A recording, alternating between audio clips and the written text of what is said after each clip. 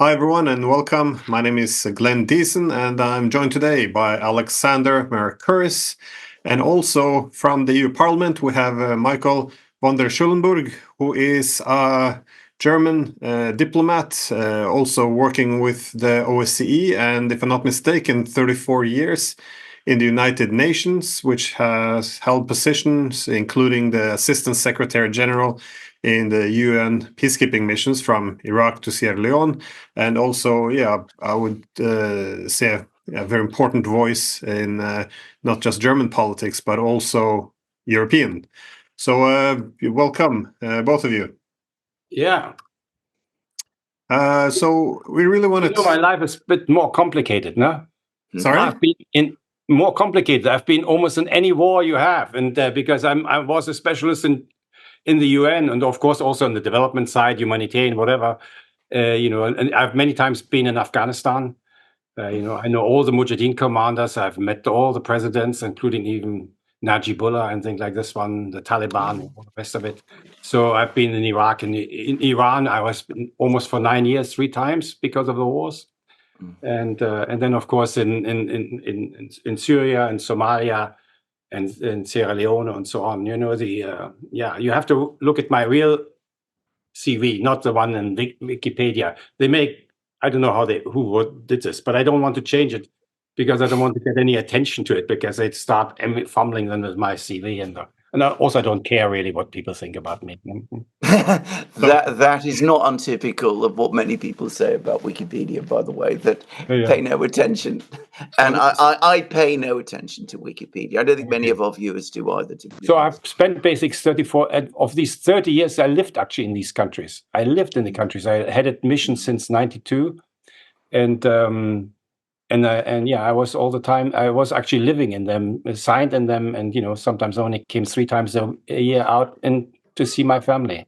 So I'm very much acquainted with wars and how people think and how they do. I know less about, of course, the situation in Ukraine, but how people behave in war, how they decide, on both sides. It's very similar. It's very similar to Ukraine and Iran than it is for the West and Ukraine. I mean, we always think that we are so special. There's nothing special about it. The only thing which is special is that we have nuclear weapons in the background that the other countries don't have, and of course that changes a lot. But otherwise, the logic in wars is always very, very similar. Yeah, so I should have corrected Germany, Europe, as well as obviously the wider world. But I was hoping we could maybe start with German politics and then look more into the war in Ukraine, because in Germany it seems German politics is undergoing tremendous change. People are speaking of a gradual deindustrialization. There seems to be a new attitude towards war. There's huge political upheaval, as we saw in the elections on Sunday. So in a relatively short period of time, it appears that Germany has begun undergoing very dramatic change. Now, obviously, we're standing on the outside of Germany looking in, so we really wanted to ask you how we can best understand what is going on inside Germany at the moment. I'm not sure that I'm the right person because I haven't lived in Germany since 1978. It's very interesting. So I see it also from the outside. Now, I was very involved in all these elections, in the European elections. I was also in Leipzig and in Sachsen and Thüringen and things like this one.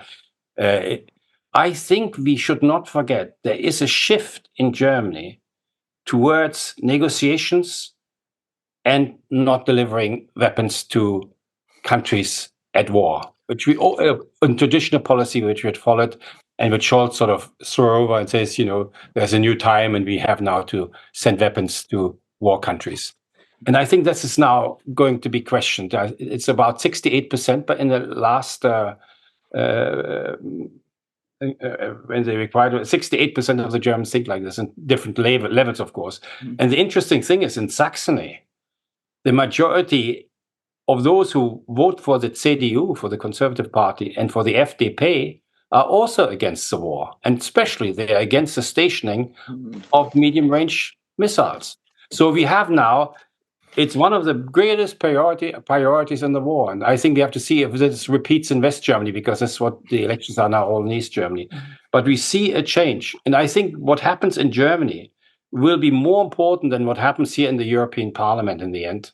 How we decide, how we deal with the war, how we solve the war, and especially also what arrangements for Europe, and I mean, or what type of peace we will have for Europe. So Germany is very important. And I think in this whole thing, there are two parties which are basically very different. The AfD, which has a pro-peace agenda, and and us, the BSW. And we are opposed to the AfD because of many other things. But on this one, it is on peace, and we will not go along with them. But we give them people now an alternative, because in many countries I've been to, in all European countries I know of, if people are against the war, they have to vote for the right wing. So in their sense, you see here also something new happening, which I think will somehow be repeated in other countries.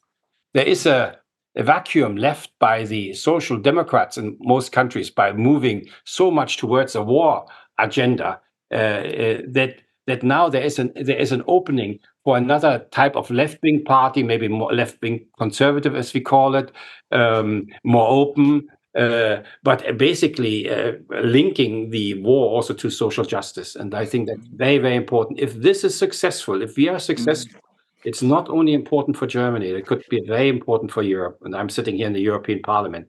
I realize how important it is, because this is a parliament, and I'm really deeply, deeply, deeply shocked. I'm just new in the parliament. It's so pro-war. I think it's somehow this parliament is on the moon, because in all European countries, people don't want this anymore. And here we are completely pro-war. We have two realities. And so I think the German examples will be very important. I don't know if it's clear here, but I completely agree. Just a few observations, more observations than questions, but you perhaps can take them forward from there. Firstly, what you describe, what's called left conservatism, to me looks very much like social democracy. The social democracy that I used to remember in Germany, in Britain, in other parts of Europe, of which I myself was a part of. I mean, I was very much, involved in that kind of politics in my youth. And of course, in Germany was the place where it originated. And I was absolutely bewildered to see it disappear so completely in Germany, and so suddenly disappear in Germany. And in terms of Germany's importance, my own view, again, looking back, and, I lived through this time, is that Germany played an absolutely critical role from the 1960s in ending the Cold War. It was Germany's pursuit of Ostpolitik, which ultimately led to détente. It stabilized the situation in Europe. It secured peace in Europe. That peace in Europe made possible, ultimately, German reunification, amongst other things. And it was both economically successful, the sort of social democracy, which even to some extent the CDU was conducting, and it was diplomatically successful. It secured peace in Europe, and it made it possible to create the European Economic Community, which eventually evolved into the EU. I do not understand. I cannot comprehend how Germany, which was so successful in doing all of these things, stabilizing the situation in Europe in the way that it did, suddenly reversed itself so completely over the last few years. And I'm completely bewildered as to what has happened to the Green Party, the Grüne, who I remember as being the people who were opposed to militarization in Germany. They had all kinds of ideas. Pacifists. I mean, they're even absolutely. And now they are the most extreme Atlanticist pro-war party. I don't understand how all of that has happened. So for me, the arrival of Sarah Wagenknecht, the Wagenknecht movement, is a return to, for me, what I always understood Germany to be about. And of course, the IFA. Alexander, if I can interrupt you, what we see in this election, that's a German electorate is sensitive to that. We are only 6 months party, and we are the third largest party in the 2 state elections where we had. It's a huge success. And so we see there is a demand for people who don't want to follow this policy. But you see, Alexander, it will change quicker. We will see the war in Ukraine getting worse for NATO. And of course, sadly, also worse for the Ukrainian, because they are the big betrayed people here in Europe. And it will go worse for Germany. I mean, the economy goes down. I mean, we pretend it has nothing to do with the war. Of course, it's all to do with the war. I mean, all these sanctions, which we suffer more than the Russians, cutting us off from the raw materials. I mean, we happen to be in Europe. I mean, and not in the United States. I mean, and cutting us off from the trade with Asia. I mean, it's absolutely madness what we are doing. It is against any interest we have. Now, I have learned in all the years dealing with wars that wars are not about moral, but they are about interests. And we have completely forgotten. We are so subsumed with our moral arguments that we defend democracy, whatever now, and whatever, and these type of things, that we defend the mothers and children who are in the war and all the awful things that happen there, by the way, on both sides.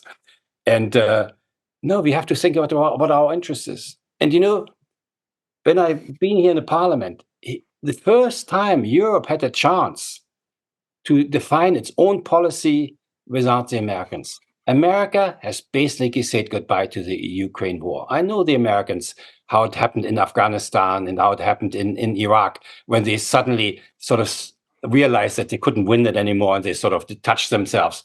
The war is now ours. And we have all these elections, and they're thinking the other way, and we might have Trump in the end as a president who will make a deal with Putin over our heads. And what Europe does now, it doesn't choose what its interest. Its interest should be to negotiate how we can reestablish peace in Europe. No, we choose war. I mean, Europe has just chosen war. On the 16th of July, the European Parliament opened the first session, and the first thing we had was a resolution they called a resolution for the support of the Ukraine. A resolution for the support of the Ukraine, and we had 1 day to vote for it. I didn't get any vote. I couldn't speak on it. I mean, it was rushed through a 3.5-page long document, which says we have to stand to Ukraine until it militarily beats Russia. I mean, 2.5 years after the war, after Ukraine can't win the war. Here we say it should win the war. We say we should give Ukraine every year $127 billion in military equipment. This is as much as we have given them until now. I mean, in Ukraine, which has hardly any people and soldiers anymore. I mean, and it will not happen. And we say that all our Western weapons could be used on Russian territory now. I mean, you couldn't say anything worse. At the same time, you say that the Ukraine should now become member of the NATO, should become member of the European Union. All these things will not happen. So the European Parliament has just, what do you say in English? Accepted a resolution or passed a resolution which has objectives which we can't fulfill. I mean, such an unrealistic thing is very dangerous because it's only provocative. We have no means to change the war anymore, Europe. You see, the only 2 countries that could possibly have an influence is France and Germany, and both have now very unstable governments. And that nonetheless we do this. This is actually almost committing suicide for Europe, because in the document there's not one word about diplomacy, not one word. Even if you want to continue supporting the Ukrainians, there is no one word of negotiations, nothing at all. Orban is really been very badly treated in the things, that he has betrayed Europe and all the rest of it. We think he has done the right thing. But, it basically means that the European Union will not play any role in solving the Ukraine war. We have just put ourselves on the sideline. But it's a war on European soil. That means the biggest organization we have in Europe has basically said goodbye to a solution. Because who wants to talk to a unit which says war is the only solution, whereas India the BRICS countries have very soon their meeting over there. They will all want a negotiation, and the Americans go to this too. I mean, listen to the Americans think tanks. I mean, it is a completely changed. But we here still play war, a war we can't even afford. It is madness. I tell you, it is a policy that can only be described as madness. I cannot understand anything of it. And I hope very much, we are only 6 people here in the parliament, and 6 people, we couldn't even get a fraction together, a political group of 23 under the rubric of peace and social justice. Maybe we might still get, but you see how isolated we are on the things which actually should be on everybody's minds. How we bring peace back to Europe, even if we accuse Russia of all the bad things. I see, of course, differently, but even then, peace must be the ultimate objective. And we have a resolution which has nothing of it. Speaks about the military victory about Russia. We will have very soon Mrs. Callas speaking for us on foreign policy. I mean, this lady just mentioned that she would prefer Russia to be broken up in small states, and that we should not be afraid of Russian nuclear arms when we decide our support to the Ukraine. I mean, this is absolutely madness. In Europe, we have done 2 world wars. We should know better, and we don't. Alexander, I think I'm a witness here of a collective madness, and I cannot call it any other way. Unfortunately, we are not allowed to speak here because we are too small, and you have to have a fraction, whatever. But that's why I issue these articles, and I hope this article which I wrote as the only article in German language on this resolution. I mean, already that. I was just in Germany, in many states in Germany. Nobody knows anything about the resolution. And this is a resolution, of course, the European Parliament is not very important, but in which the bureaucrats in the European Union, these von der Leyen, these Callas, and all these people now build, they are just doubling the budget on military spending. I mean, we are militarizing the European Union, and it will not go down well. So no. I'm actually shocked. I mean, I've seen many wars in my life, and I couldn't believe that in Europe we have such a war language, which I haven't even seen in the Iraq-Iran war. Because we did a lot of these negotiations, we could talk to them. Here, it's basically impossible. We have completely gone mad. What it does. I completely agree. Just wanted to say one thing, because, of course, people make this distinction between East Germany and West Germany. Yes, the politics are different, but I know Western Germany quite well. I was recently in the Rhineland. I spoke to people there, cross-section of people, young, old. I found exactly the same worries and unease amongst them that you've been speaking about and which exist in East Germany. Maybe the political expression is different. Maybe they won't vote for the AfD, for example, because there are reasons why they wouldn't want to vote for the AfD there. I think they would be much more open. Exactly. They might be much more open, by the way. This is my own view. Because some of the younger people might be much more open to voting for the Sarah Wagenknecht movement. But I'm not going to predict the future of German politics. But the fact was, all of the things that you said, people might not have expressed them in the way that you have. But I found worry, unease, concern about the state of the economy, worry about the war, fears of greater conflict. They are growing. And I think the political class in Berlin doesn't see that. And based on what you've just said, it looks as if the political class in Europe, the European Parliament, are just closing their ears and shutting their eyes and are living inside their own world. Anyway, that's just what I wanted to say very quickly. Now, let me just say about East and West Germany, because, I grew up in East Germany, so I have a lot of sympathy for them. We shouldn't forget that the last time we had a huge geopolitical change was, of course, Gorbachev and so on, but it was also due because the East Germans peacefully demonstrated 500,000, 750,000 every week. And that's why this transition was peaceful. Not a single person was killed to end the Cold War. And of course, other states too, it's not only. But I mean, huge is still. So why not now too? In East Germany, where they are more sensitive, maybe politically, if they come out and vote and show that you can vote for different. This time it's more political parties than really union, but a different type of expression. I think why should they not take the lead? And I think West Germans should follow. It is more difficult there. The big issue we have as a political party is how come that 68% in a recent what do you call it in English? Opinion poll said that they are against weapons sending to war countries and against stationing of very dangerous things, these medium-range missiles. I mean, we have to realize what it means. But it doesn't come yet in a political expression, neither in form of mass demonstrations, nor of a real change in the electoral attitude. And this is why I think what Sarah is doing, I'm sorry, Sarah Wagenknecht, I know her quite well, so is doing, and I think really a courageous woman as she is, because I think she's really badly treated. And luckily that the other day the man didn't have a pistol in his hand. No,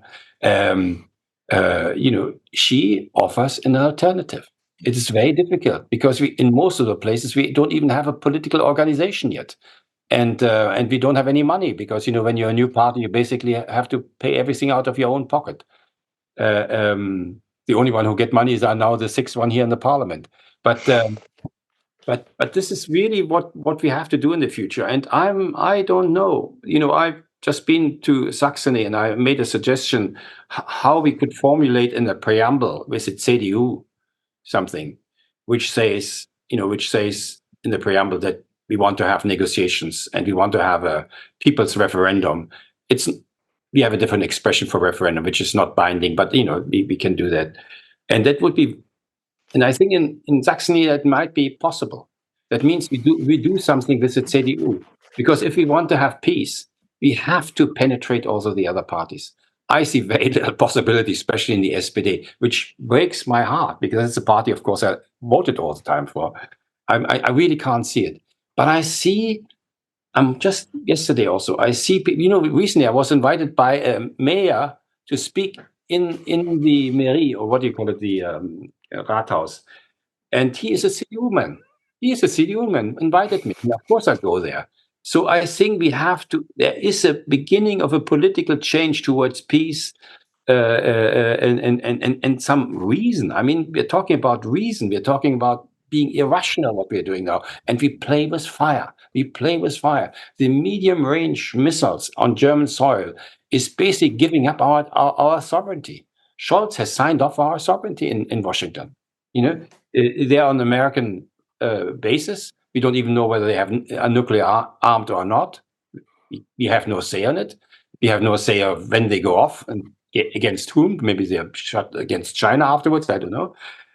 So I think they're using our territory to turn it in their battleground, which is very convenient for them because it's on the other side of the Atlantic. And we have to stop that.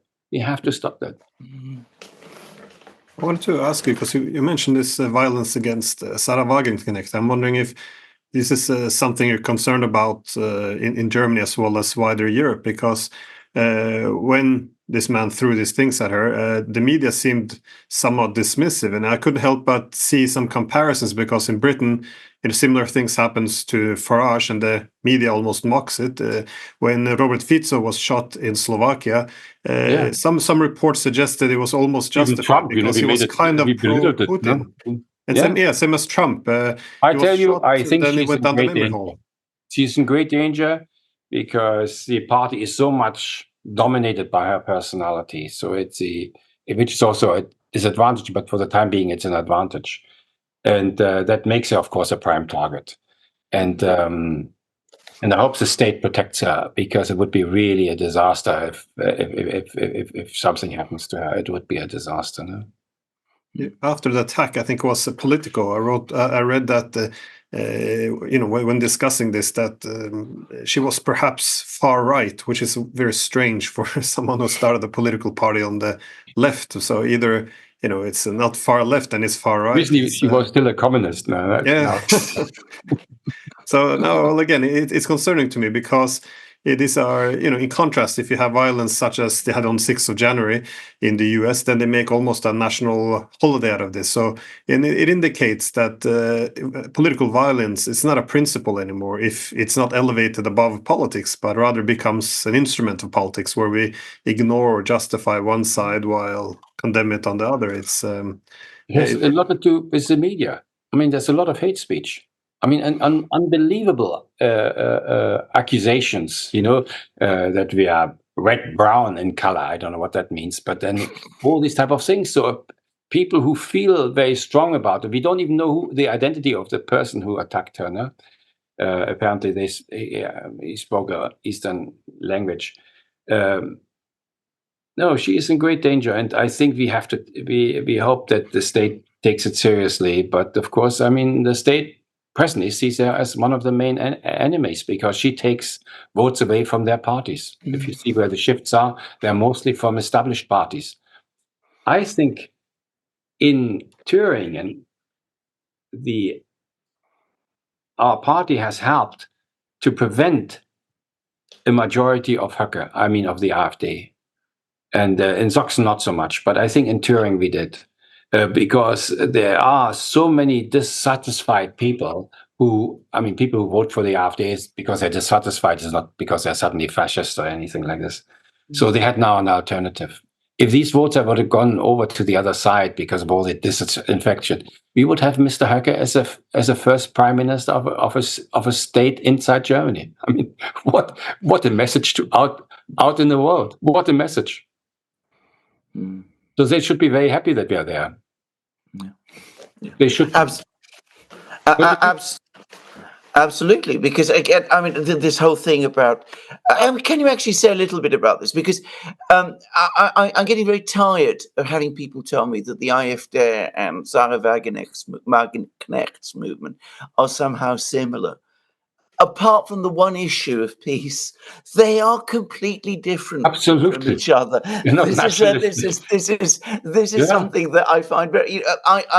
We've had articles now in the British media that talk about Sarah Wagenknecht being on the far right. John Kampfner wrote an article to this effect in The Guardian. People are being systematically misinformed about this. They said the same about especially with your kind of Labour Party you're having, huh? Mr. Blair. Well, indeed. Robert Fico is now also apparently on the far right. Everybody's on the far right. But, I mean, if you look at the programs of these two parties, Sarah Wagenknecht's and the AfD, they are completely different. There is no overlap at all, except on this one issue. No, not even that one. The AfD voted for the increase in military spending. I mean, they have also this type of thing that you want to have a strong military and all that. We don't think that military is in the end the solution. I've just written last time an article about the UN Charter because, of course, there's something that was all my life important, the UN Charter. No? In Europe, it's not. And I think it's even in certain parties. I'm surprised about the reaction to it because I think the Europeans have still instilled in us that an order is only done by force. And, that's how we made colonial powers and, all the rest of it. We felt force would in the end decide the things, but it will not in the future. And I want just to remind you on something which happens next month in Russia. The BRICS countries will meet in Russia. And the president of this meeting is going to be Mr. Putin. Now that these countries have chosen to go to Russia and not say, yeah, you have a war, we go maybe to Singapore or something like this one, it says everything. They are 45%, as they are now, 45% of the world population. And they control 37% of the GDP in the world. So, Europe is a little bit more than 5%. And our GDP in the world is 14%. And ours is declining. Theirs increasing. There are 30 countries now have applied also to become member. And now comes if Bloomberg is right, and I know the Turks a little bit, the Turks have applied to become a member. That means a first time a NATO country, a European NATO country, because it's partly also in Europe, is joining BRICS countries.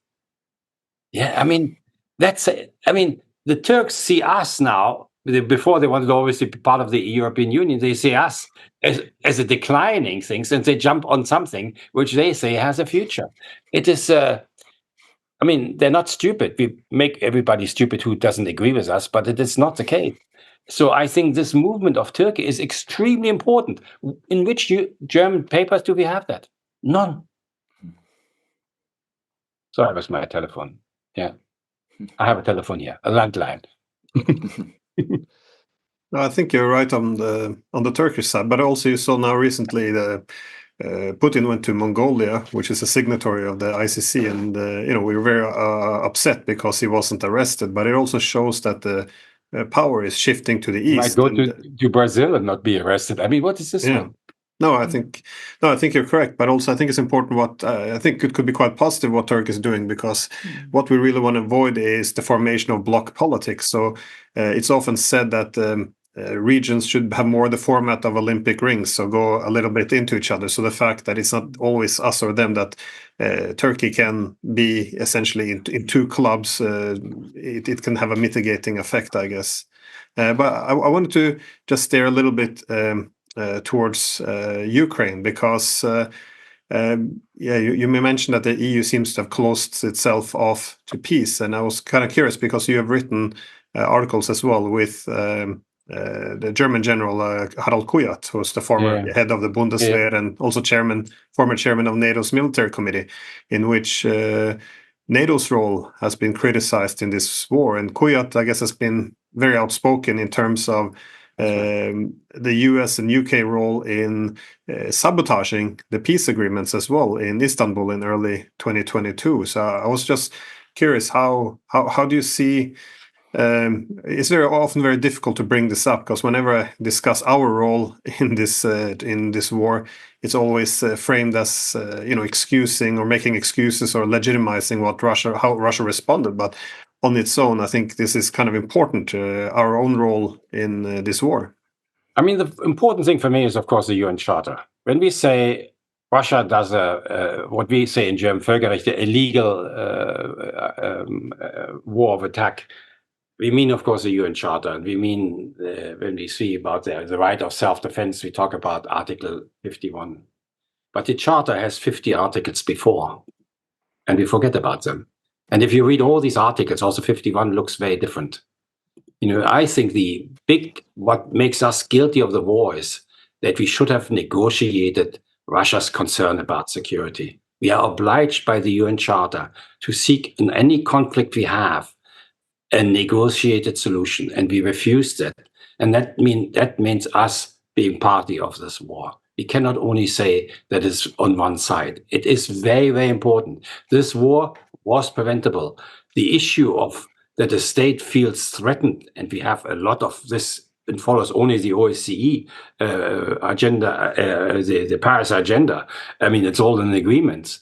Could have been avoided. It's a very typical diplomatic thing. You negotiate and you find a solution to it. We didn't want to. We armed Ukraine, and we put Russia in such a position that it had to choose either to go to war or lose its access to the Black Sea and so on. That's the one thing. And after 1 month, when Russia and Ukraine made an agreement to which Putin had agreed, actually, this agreement was presented by the Ukrainians. And I can tell you from the UN point of view, because we know all these agreements which we have since the Second World War. It's a gold standard agreement. We have never seen anything like that. So quickly, two countries could agree on the main principles of how they deal. And it also speaks against our accusation that it is an imperialistic war by the Russians, because in this agreement, the Ukrainians did not give up 1 square meter of Ukrainian territory, and Putin agreed. The only difference was made that Russia should remain in control of the Crimean Peninsula, and there should be a political solution within 15 years, but they have not said it should be part of Russia.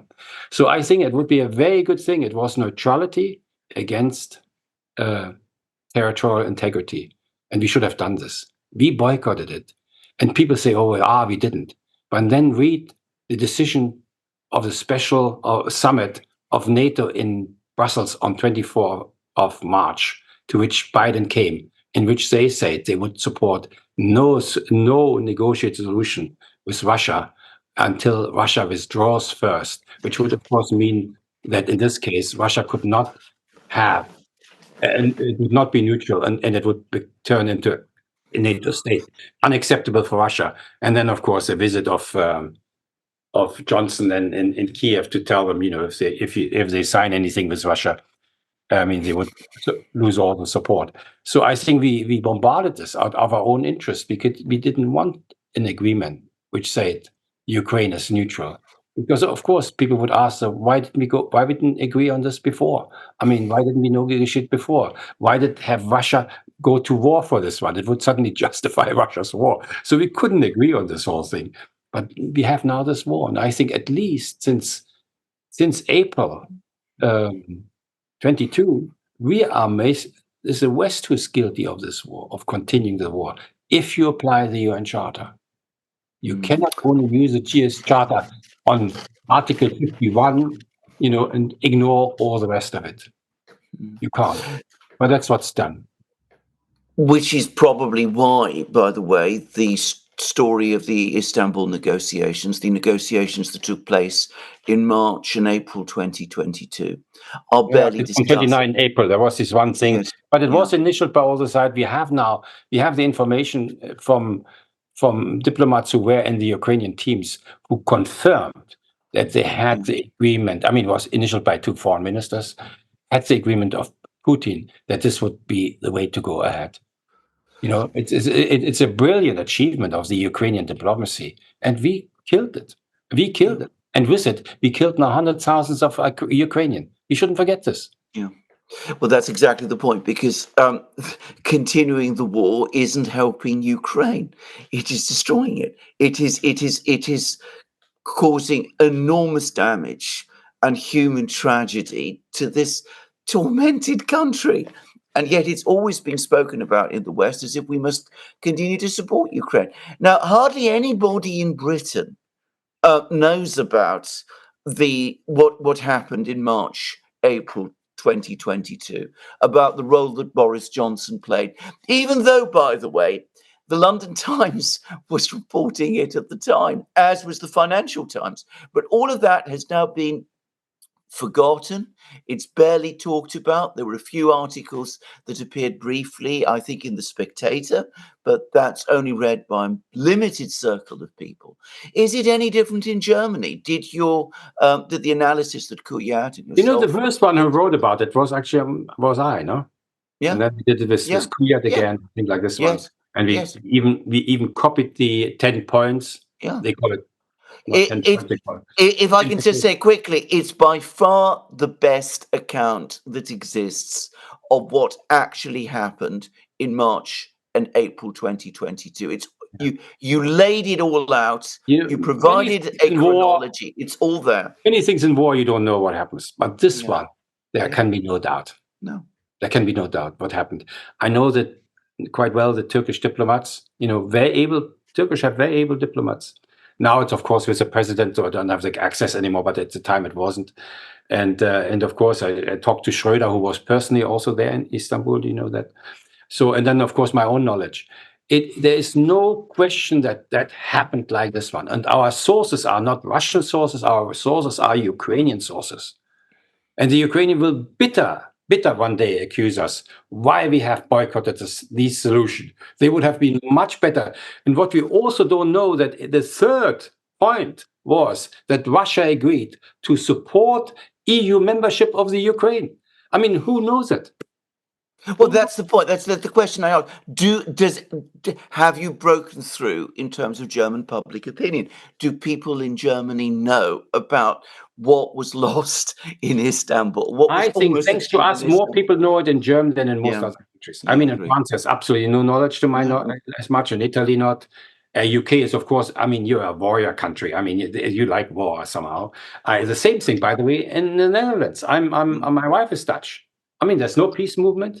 There's nothing of Wagenknecht. There's no newspaper bringing anything else. They would not even answer me when I sent an article in on these type of things. they go to, and you shouldn't forget, I mean, the UK and Netherlands are the countries who go in all the illegal wars we had. Most of the wars were illegal by the EU standards. I mean, Iraq, Syria, Somalia, Libya, Serbia, all illegal wars. Maybe there were 251 military interventions by the Americans. On virtually all, the British participated. I mean, you have a society in which these arguments just very difficult to hold. But, it's a declining thing. We are on the decline. It doesn't pay anymore. Before, we were strong enough to say our opinion would govern, because you're powerful and people would. It's gone. It's gone. And we have now a massive change, global geopolitical change we have to account for. Also, little England. I mean, UK. I mean, who are you over there? I mean, to talk like this one. I mean, this is say for Germany. I'm not anti-British at all, but I think I've of course seen the British army operating in Afghanistan and especially in Iraq, where, by the way, the Iranians helped you not to be beaten into pieces. They never acknowledge this. I mean, I was personally. I know British soldiers who've talked about it, so it's not acknowledged, but it's absolutely true. But I think you have to realize it is. I mean, maybe in the 1990s, still we had the power to insist on what we said was right. We don't have it anymore. In 2025, it's not possible anymore. It's gone, and we better adjust, and also the European Union adjusts. And if Mrs. von der Leyen gives here a speech for a re-election, being elected more, it sounds a speech that she wants to create a sort of superpower Europe, and it won't happen. It just won't happen. And so we wanted to bring into Parliament a counter proposal at Christmas, which we call then the peace power Europe. Not the war power. I mean, it's Europe is on the European Union is on the wrong track, and I think that they will have to pay for it. They will have to pay for it, and they will also pay with their unity on it, because we have Trump. You will see one European state after the other will fall and not adhere to such a resolution. This resolution is built on sand, and it's so only provocative, but it's not real. And it isolates the European Union. You mentioned before you didn't have to rely on Russian sources, and I would take further. I think we can use Ukrainian sources, because as I point out many times, on the first day after the Russians invaded, Zelensky himself, which is posted on Ukraine's own government websites, argued they were contacted by the Russians on the first day that they wanted to talk about neutrality, in which they said yes, without preconditions. The Ukrainians confirmed, and on the third day they said they were ready now to start the negotiations. Meanwhile, then you saw at the same time across the Atlantic, the U.S. spokesperson Ned Price saying, "Well, we do not support any negotiations without preconditions. First, Russia capitulates, in other words, leave, then we can talk." And later on, when even confronted with this, when he was asked if the Ukrainians will go and negotiate with the Russians, will they support this? And even said, no, this war is bigger than Russia and Ukraine. This is about a much greater game. So and thereafter, the Israelis, the Turkish as mediators, they confirmed, yes, it was sabotaged. But it seems that the reality doesn't matter, because these are facts. They can't be disputed, unless we're saying Zelensky is lying to us now. But it doesn't seem reality matters that much anymore, because no media will discuss it. It's kind of dismissed as if it would be a conspiracy theory. Politicians don't want to talk about it, so it's a bit frustrating that reality it does matter. It's very interesting. When the West realized that they were close to an agreement, at the time they met, there were still 15 points. Later, in Istanbul, they condensed it to 10 points. A brilliant document that would have been the document in the world to see how you make peace very quickly. That's when they had the summit of NATO. And you can read this. I mean, this document basically says we don't want that. And the interesting thing is that 3 days later, on 27th, Zelensky gave an interview to journalists, which also include 5 Russian journalists, in which he is confirmed that this is the way to go. And on 29th, he agreed that his foreign minister initials the 10 points of Istanbul. So Zelensky actually opposed NATO decision in the initial. We have the poor guy. I mean, and if he hadn't threatened him, and probably he's threatened also by his own nationalists, and and let's be very fair, also fascist type of armed groups. I mean, was in a terror position, and also the other thing is that Russia announced on 28, one day before Istanbul, that they withdrew their army from Kiev and Kharkiv as a gesture of goodwill, because that's what was foreseen there. You do that often to say that, okay, let's sign it because it was very close to it.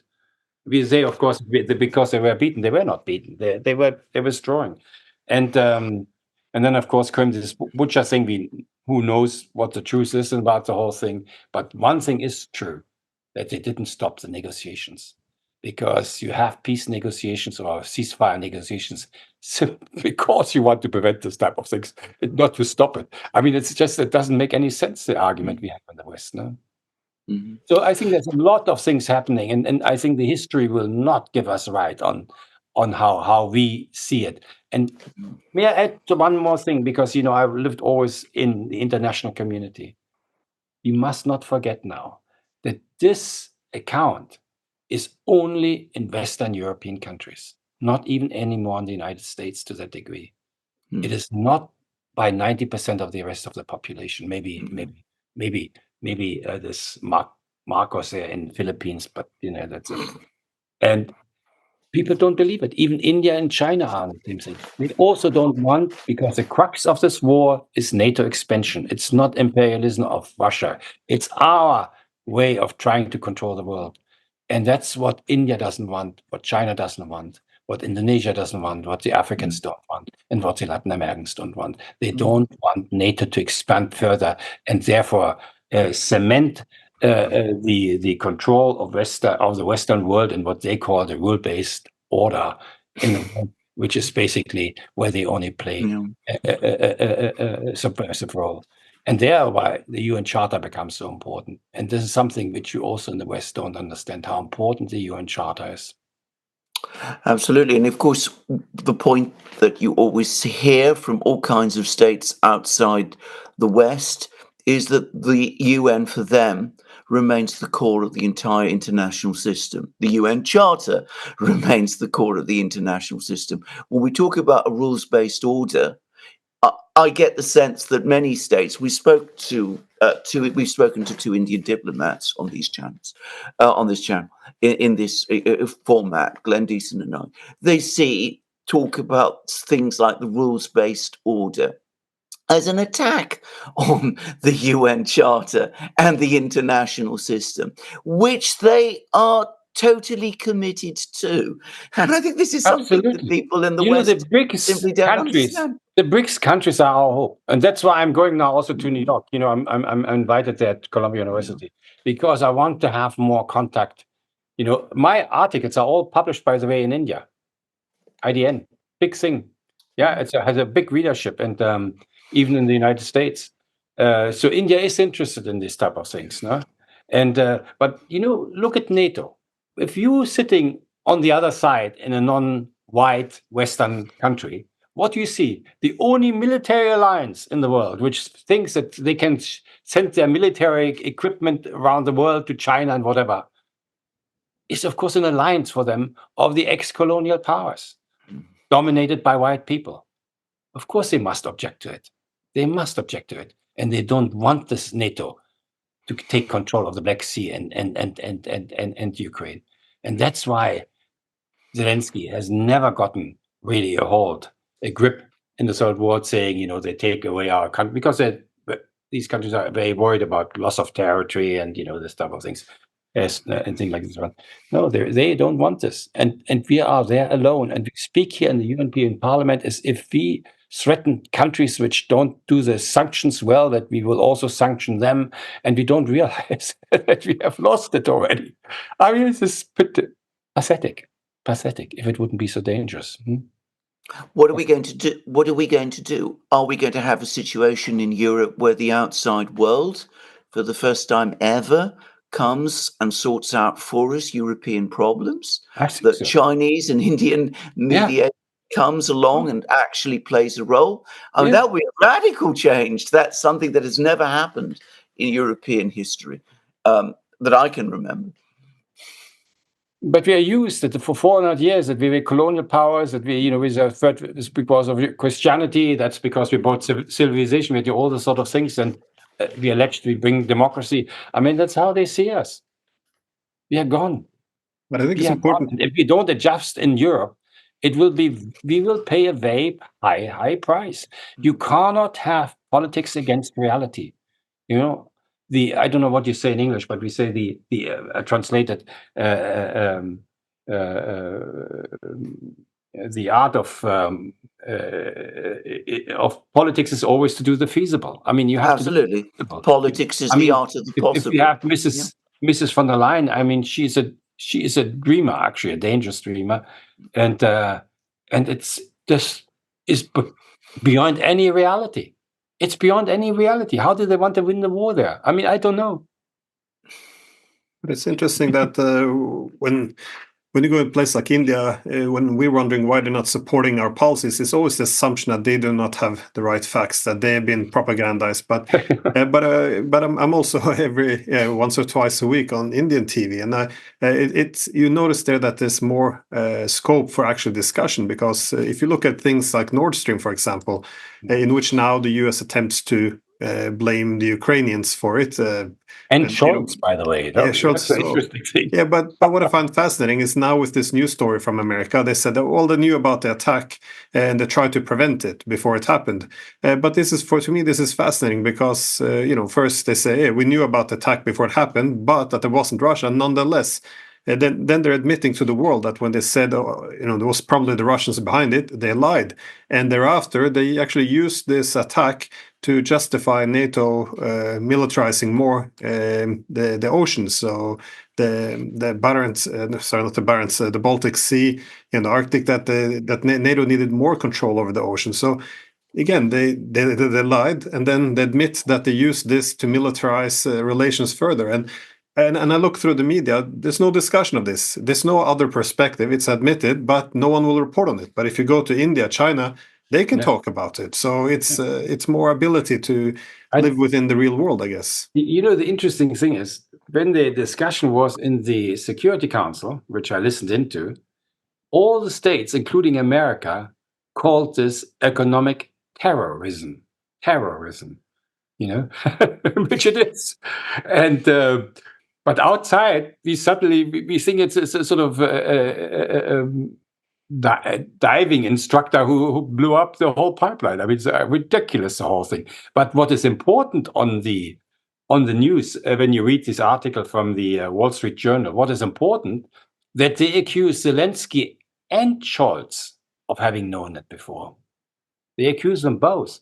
And this is very serious, because if Scholz knew before it and hadn't done anything about it, that is I don't know what the English word is. That's actually betrayal. I mean, this is something which he could really be persecuted for. I mean, his job as a prime minister is to defend German interests, and if he doesn't do anything about it, I mean, he's complicit, and this is very serious. And what I find so interesting about the whole thing, when the Washington NATO summit was, basically what was said on the sideline, which was the most important thing, is that now Germany has to take the lead on the Ukraine thing and support Zelensky. And a few months later, these two guys are accused of having done the wrong thing. Why? It's really funny. No, it's not funny. It's terrible, actually. It's tragic because, of course, the other thing to say is that Europe, when it was economically and politically powerful, I mean, because it was, when I was born, in 1961, when I was born, Europe was still a mighty political, economic, cultural force. Politics. A lot of diplomacy happened within Europe. But we did do diplomacy then. There was actual diplomacy. I mean, Adenauer, who was an extremely anti-communist chancellor, went to Moscow And this is at the time when, the Germanies were divided and there were all kinds of issues. But he went to Moscow. He negotiated with Khrushchev and the Soviet leaders of that period. We don't do diplomacy anymore. We don't seem to understand what diplomacy is any longer. When it was the Europeans who We don't even have invented foreign ministers anymore. I mean, who No. could fall for? I mean, Mrs. Baerbock. I mean, Mrs. Baerbock is not. I mean, she has a one-dimensional mind, but I think it's also, yeah, I think it's really a lack of intellectual capacity there. I mean, it's as a foreign minister, we have invented diplomacy already with the Greeks. When you go to war, you must have one person outside who sort of sees if there is not a more peaceful solution. That's what they are for. That's what it is for, or prevent the war. I mean, this is what they are for. And then and she is not at all. And she's a number one warmonger. And unfortunately, with Mrs. Callas, we will have the same. It's a European Union now. But the time has changed, and all these things will now turn against us. We will not be able to use such an attitude to influence things our way. That's gone. And the big loser is this, therefore, of this war is of course sorry,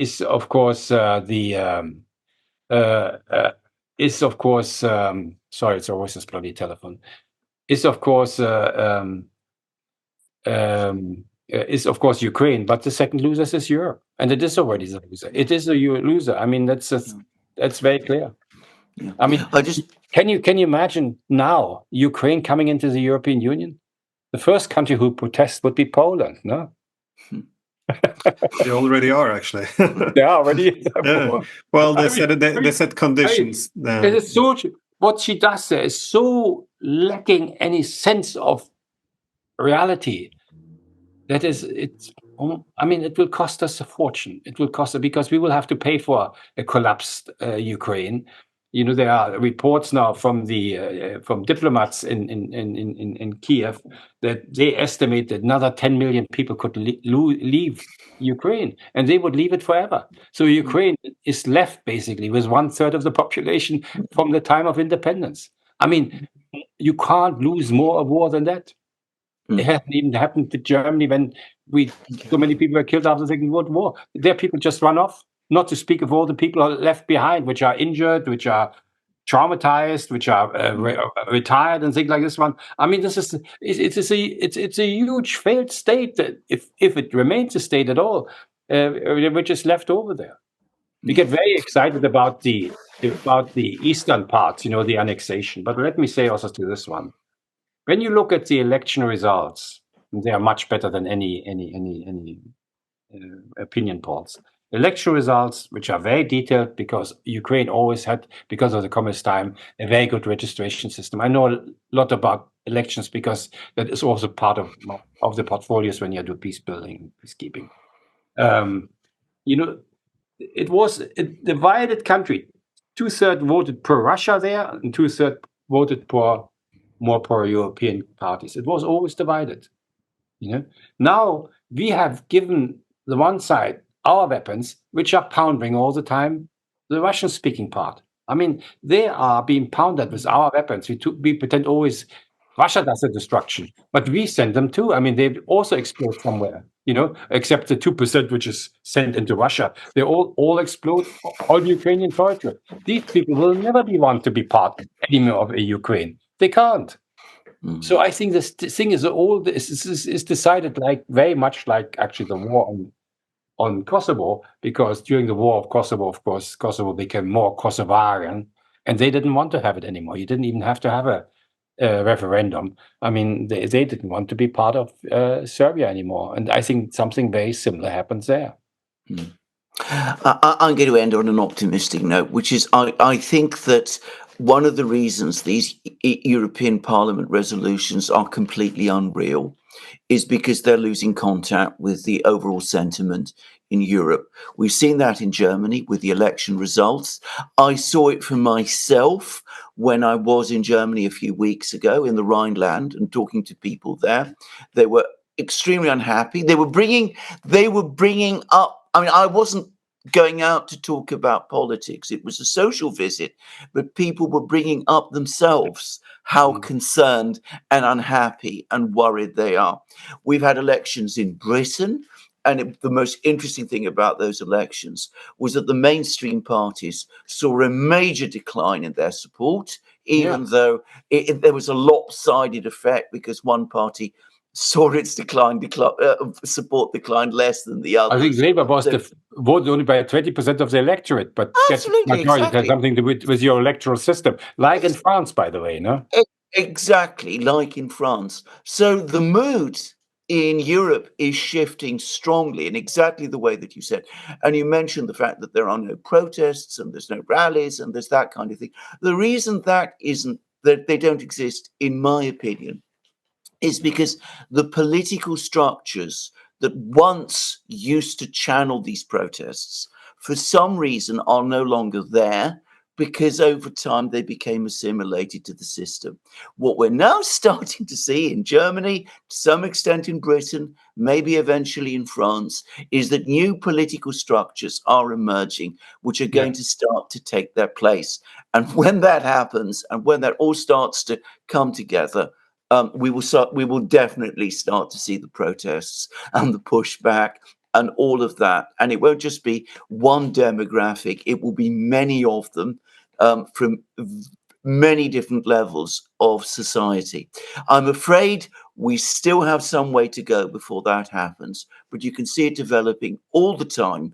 And the one thing that the war is doing is it's acting as a catalyst, accelerating this process of reawakening, if you like, in European politics. Right. And Want just me like, to say that? I just want to make one point, because in the beginning of the talk, you, Mikael, mentioned that the EU only has now moral arguments which can't be translated into reality. But I wanted to add, then, actually, that I think this is part of the huge problem we have in Europe, because on the face of it, moral arguments should seem like a positive thing, but the problem is all policies are then framed as right versus wrong or good versus evil. So what I often see in Europe, we're always speaking in slogans. So we're with slogans which everyone agrees with, or concepts, because we're all pro-peace. We all want to be pro-Europe. We all want to be pro-Ukrainian.